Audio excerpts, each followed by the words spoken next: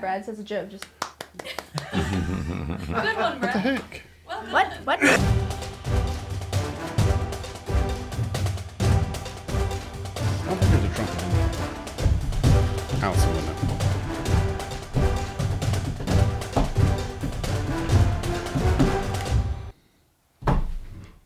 Welcome back to Bajava. This is not Baba Java. Well, I mean, it is, but it's not. Yeah. It is, but it isn't. Welcome back to CoffeeU. We're so glad to be here with you Yes, today. we are.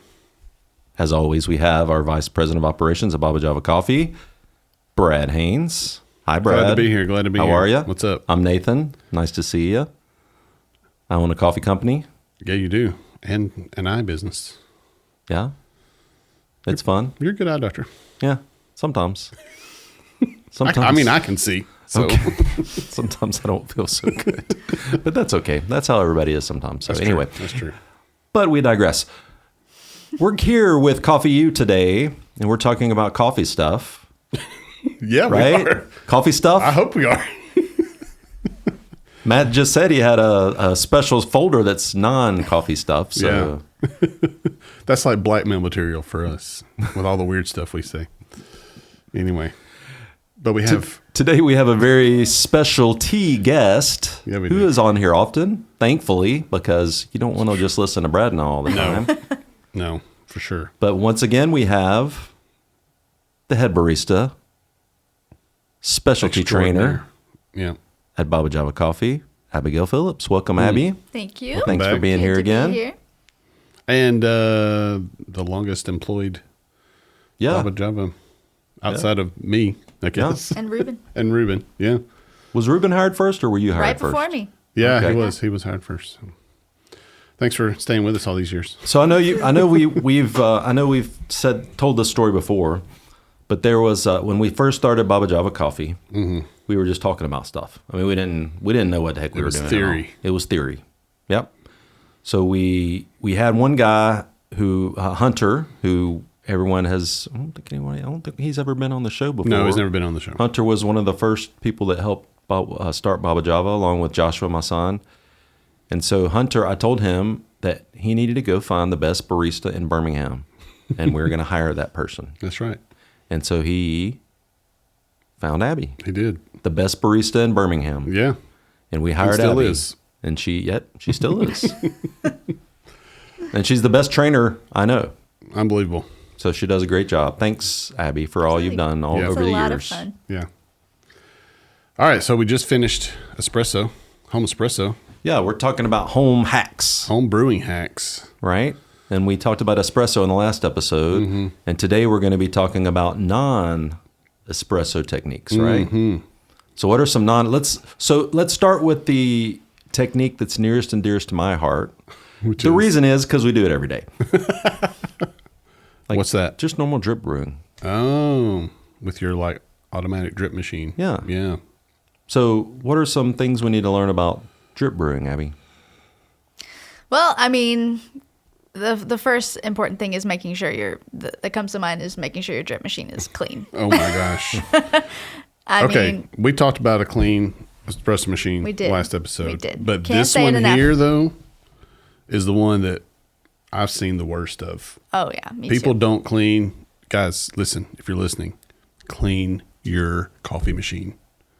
Because y'all know what water and air does together over long periods of time without getting clean? It creates mold. It's true. And you don't want mold in your coffee machine. It's disgusting. And I've seen it many, many times. Yes. Going into somebody's home and they want us to make coffee or something, and I mean, there's a filter with coffee in it that just gosh. has layers of Yeah. green goop. Yeah, it's disgusting. So, clean your machine. So, what would we recommend, Abby, for cleaning a coffee machine? Well, there's several different brands and stuff, but my go-to is CoffeeU. Yeah, CoffeeU is great. It's fantastic. You can buy it on Amazon. I think it's magic. I Magic. literally It think is. it is like Gandalf made this Wow. and bottled it because I don't know how It's true. it does what it It's- yeah. does, but it's more than coffee use. Like it'll get stains out of just about anything. I've never put it in a Tea washing stains. machine, Oh, but yeah. but like like plasticware that has like spaghetti sauce stuff. It'll get it out. Just let it soak in there. It's unbelievable stuff. And where we live in Shelby County, Yeah. Alabama, the water is really hard. Yeah. And so does it help get kind of the...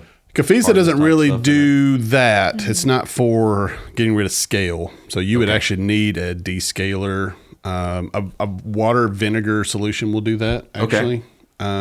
You just got to make sure you get that really rinsed out because you don't want your coffee tasting like vinegar. Right. Ooh. Right. So what's the ratio if you use the water or vinegar solution? it's 1-to-1. Okay. Yeah, just do 1-to-1. And depending on how bad your buildup is, you may need to let it soak. But that's a good thing to do if you're not using filtered water, which we'll talk about.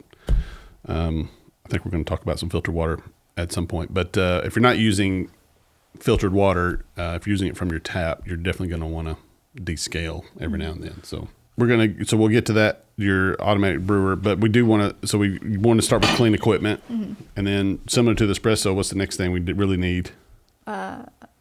Which one? So it's scale. Yeah, Oh yeah. gotta have a scale. You gotta have a scale. You gotta be able to measure your coffee. Yeah, Know what recipes you're using, and so any kind of digital scale will work. so why a scale versus a scoop? Well, a scale is going to be more consistent. Yeah, Mainly a scoop, depending on the size of your bean and your grind size. The grind size. Yeah, It's just going to be a little inaccurate. I mean, Yeah. I think a scoop. What do we say? One good tablespoon is about 7 grams. around 7 grams. If you're doing like a medium fine, so a V60 grind size, you're going to get about 7 grams. Right. So if per you're using tablespoon, I guess if but you're using the same coffee every day, then you can kind of you figure could out use a how scoop, much it is. But a we scale, still recommend a scale. Yeah. scale is highly recommended Yeah. for sure. Because you're measuring by weight, not volume. I mean, a scoop is volume based. Scale is weight based. So that's all fine and good, Yeah. and I agree. But how do you know the weight? How much to use, right? How much do you use? Yeah. I mean, how do you know what to weigh? Well, that's when brewing ratios comes into play because Yeah. you're not only measuring the coffee that you're using, but you're measuring the amount of water Yeah, you're using. So exactly. it depends on the strength of coffee that you want. So we're And some people grind it, and some people get it pre-ground. Yeah. So what's the difference in that? Like, well, freshness, of course. Getting it pre-ground can be fine if you're using it fast enough. And if you're getting it pre-ground, I would say use it within a week, just to have the best flavor that you can get. If you're gonna take longer, definitely do whole bean. I recommend whole bean all the time, but I understand, if people don't have good grinder, that's fine. We have good grinders in our shops. We can grind it for you. But it's really just about freshness. That's the main thing. Because the smaller you reduce something, reduce that down. When you take a bean or a seed and you grind it into smaller pieces, that's more air that's going to get to it, more oxidation that's going to happen, make it more stale quicker. Right. So, but keep it in an airtight container. Don't put it in your fridge or your freezer, unless you're going to be, you can keep it in the freezer if you're going to keep it for a long period of time, but you don't want to keep it in your fridge or your freezer if you're going to be taking it out every day, because you take it out, you open it up, condensation is going to build on those seeds, and over time, you do that every day, you can get freezer burn. It's just not good for the coffee. So and if there's anyone out there who wants to keep, 100 pounds of coffee in a freezer, BabaJavaCoffee.com. we can do that for you. You can order 100 pounds right now. That would be just fine. We will gladly roast that up and ship it to you. Yep. That'd be free shipping. If you order 100 pounds, I promise you free shipping. If you order 100 pounds, Brad will personally deliver it to you. Whoa. I mean, it depends on where I'm going, but Anywhere in the continental United States, Brad Wow. will personally deliver it to your house if you order 100 pounds of coffee. Jeez. Well, I guess I got to get some gas in my vehicle. All right. So we got good coffee. If you order it from Hawaii, I will personally deliver Nathan will. your coffee. Yeah. And we just hired Anywhere with a beach, yeah. we will personally deliver your coffee. We just hired a new barista who's a pilot, so We will fly it to where- you and personally deliver exactly your 100 coffee. pounds. Minimum 100 pounds, though. Yeah. Has to be. Orlando and the producer will deliver it. If you order from Orlando, Matt Powell. Matt Powell will personally deliver your coffee with the Mickey Mouse ears on. Oh, even better. Even better. Where's yours, Randy? Anywhere with tall mountains. Oh, boo. Anywhere with tall mountains. Randy will personally deliver your coffee. What about yours, Abby? Has to be the beach somewhere. Yeah. Somewhere on the coast. Anywhere at the beach, Abby will personally deliver your coffee. What about you, Noel? A national park. Any national park. If you are a bear that wants 100 pounds of coffee in a national park, Noel will personally deliver your coffee. Jeez, so I have to go anywhere. Y'all get to choose where you want to go. Well, yeah. All right, fine. Okay, Brad. Where would yours be? That'd be beach. If any Bedouin wants to order from a Bedouin tent in the middle of the desert, We will take it. I will personally deliver your coffee, There you go. but no cardamom in it. No, 0. Where All right. were we? Let's rein it in. All right, we're at automatic drip. Yes.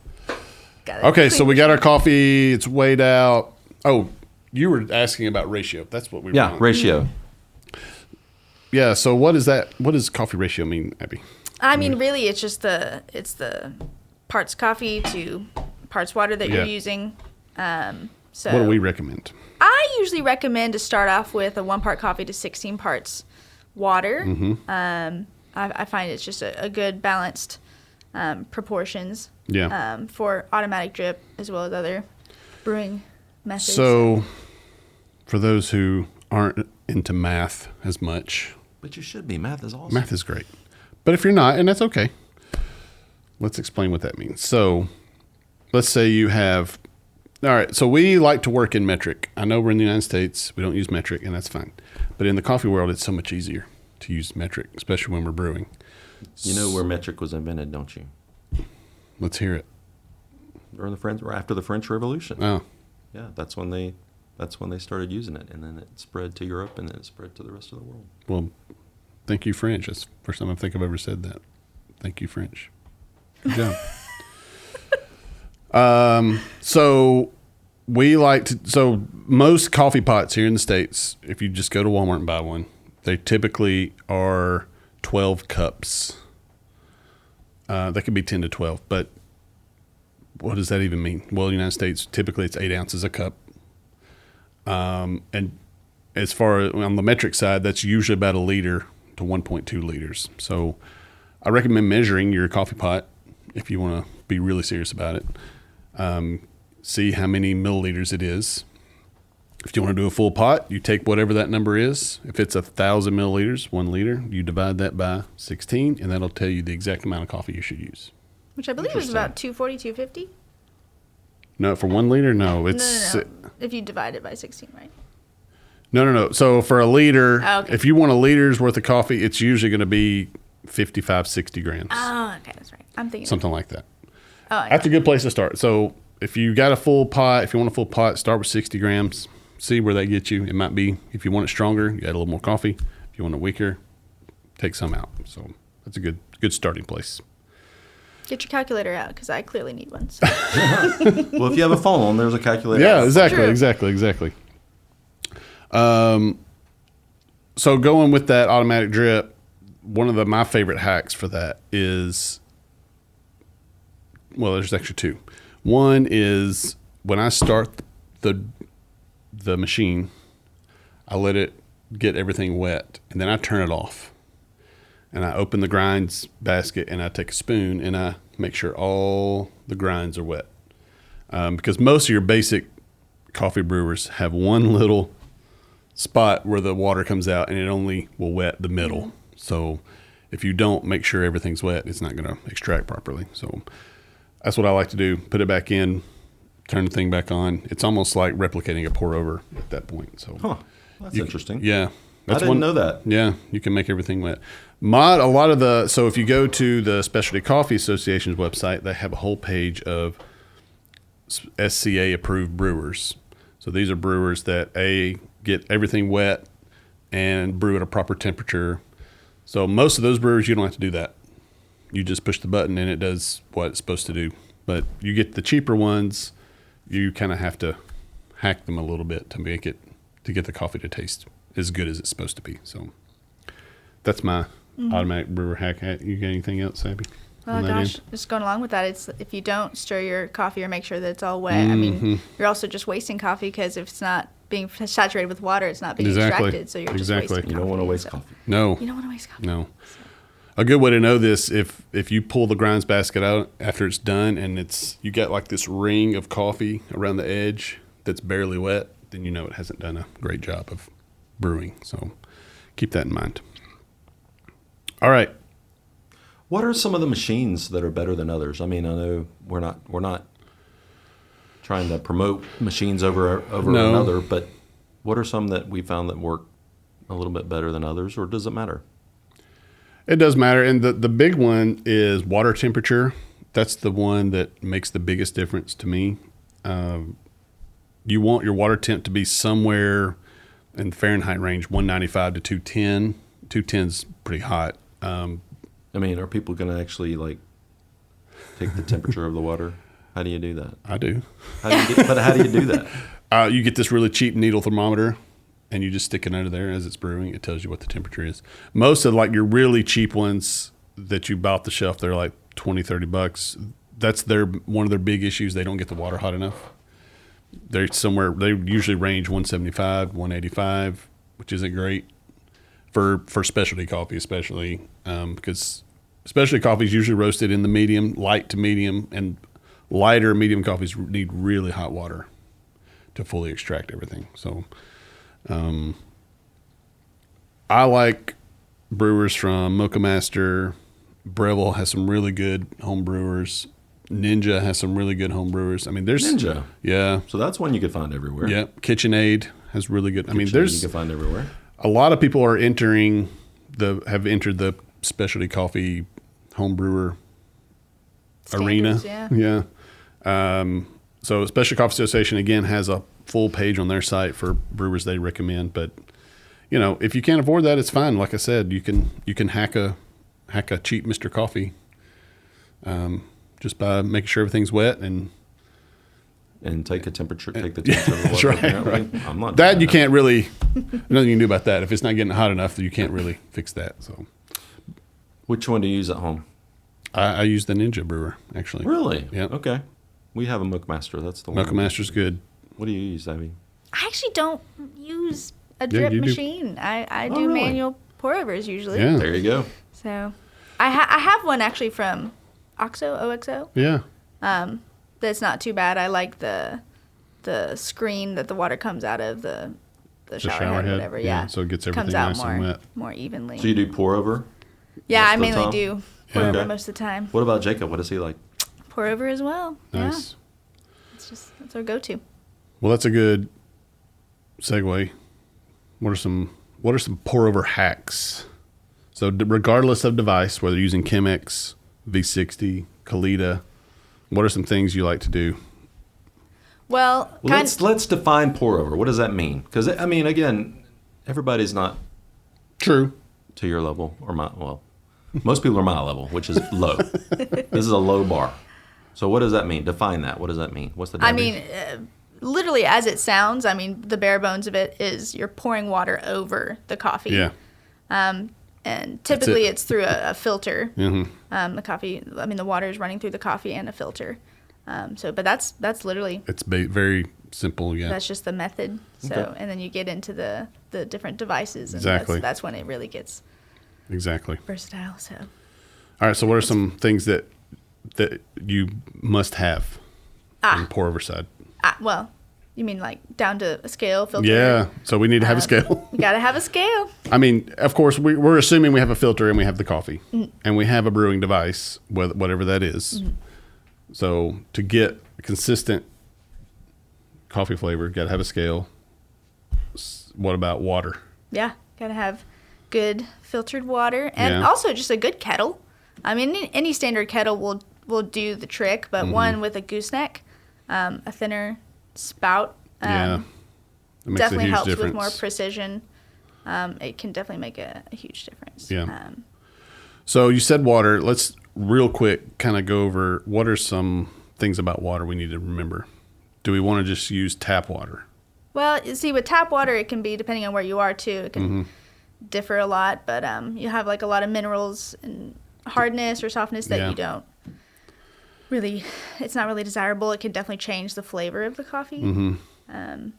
So going with filtered, it typically can temper the amount of minerals. And so at my house, I have a Brita pitcher that has a filter on it. That's what I use in my house for brewing. I take that water and I'll pour that in the kettle, or I put that in my Ninja, and that's what I use to brew with. That's an option. What about distilled water? Do we ever want to use distilled water? No. No. And why? Why would we not want to use it? I mean, I kind of just think of it, it's almost too clean. Yeah, it's too exactly. filtered. It's too... So you're saying we need some minerals Yes. for good extraction. But not too many minerals. Not too many. So going back to specialty coffee, they recommend a mineral percentage. It's get into the weeds a little bit, but it's called total dissolved solids, and it's measured in parts per million. So they recommend anywhere between 75 to like 220, I think, parts per million, 250. But they say 150 is kind of like the baseline. You want to kind of try to be in that 150, but for them, they accept anywhere from that 75 to I think it's like in the 200s that they are acceptable. So you do want some minerals in there. It helps with the coffee extraction for sure.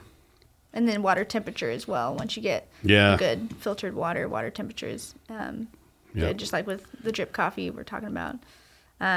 Just off boil is typically what I recommend. Just off boil is great for light to medium roasted coffees, for sure.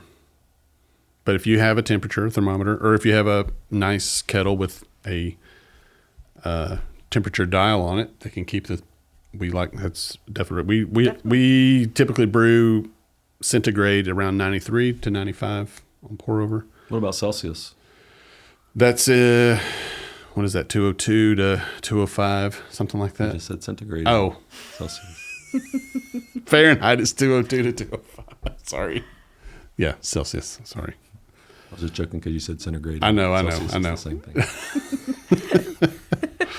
I had in my head already that I needed to switch to Fahrenheit things. All right, so Fahrenheit is 202 to 205. 205. Yeah, that's what we like to do. Yeah. 207 is kind of when it's getting a little. I mean, you can do 207. But just know you're gonna have to let your coffee sit a little bit.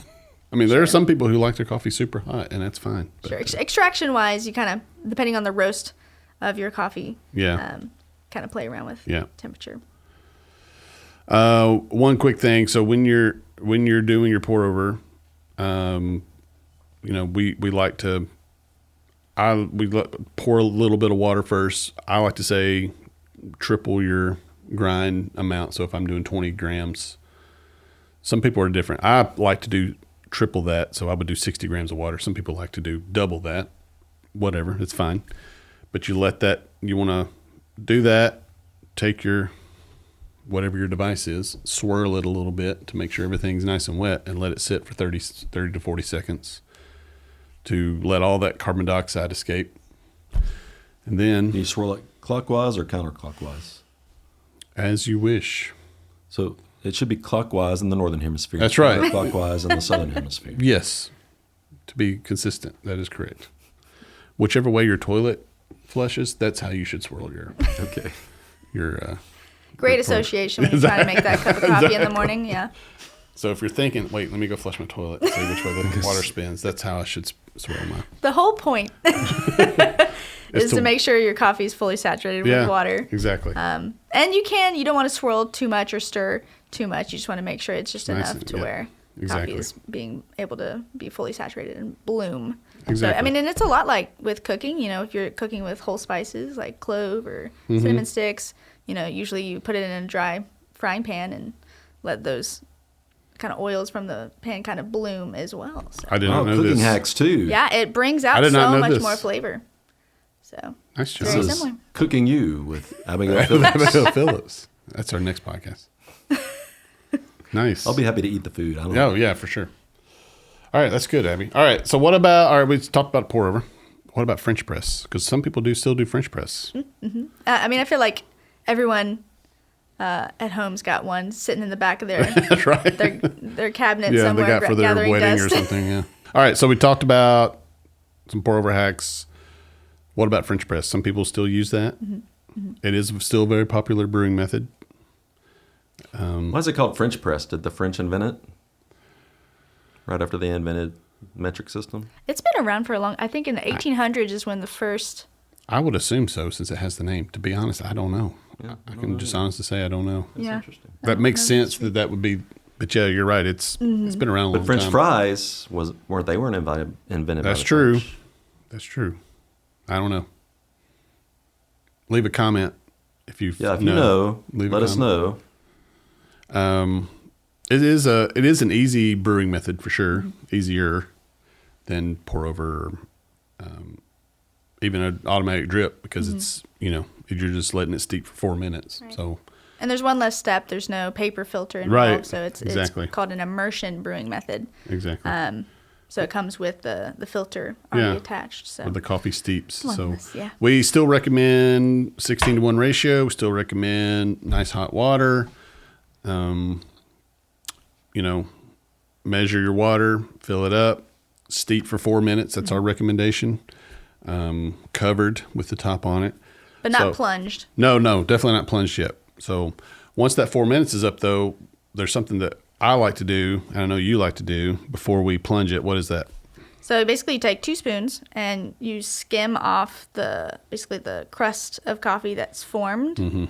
Just because once you do plunge it, you don't want to have too much sediment in your coffee. And then once you've scraped that off and discarded the coffee, some grounds will sink to the bottom. Some will. But that will help not over extract the coffee Exactly. as well. So. Because even after you plunge those seeds, if you don't scrape it, that water and the coffee are still interacting with each other. So what's going to happen is as you get to the bottom of that, now if you drink it all at once, it doesn't matter because you'll plunge it and then pour it all in a cup. But if you have a big French press, you plunge it and you're not drinking it all at the same time, then when you get to the bottom of that, it's going to be really bitter because it's just going to continue to extract and extract. If you scrape it, you don't have to worry about that. That's right. So scrape it. Scrape it. So if you order a French press at a restaurant or a coffee shop, ask for 2 spoons. 2 spoons and a little plate to put your grinds on. Might just scrape them off. Easy. Very good. Well, thank you, Abby. French press. Is there anything else about French press? No, it's real simple. Yeah. Just plunge after you Yeah. scrape, Plunge away. plunge and drink. And I Pour and guess be enjoy. careful with how you plunge. Yeah, don't plunge too Oh yeah, You you don't don't want to want go too fast because then you're going to agitate. you don't want to hulk it. That's all I Yeah. gotta say. All right.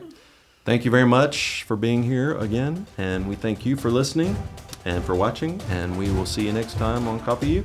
Thank you.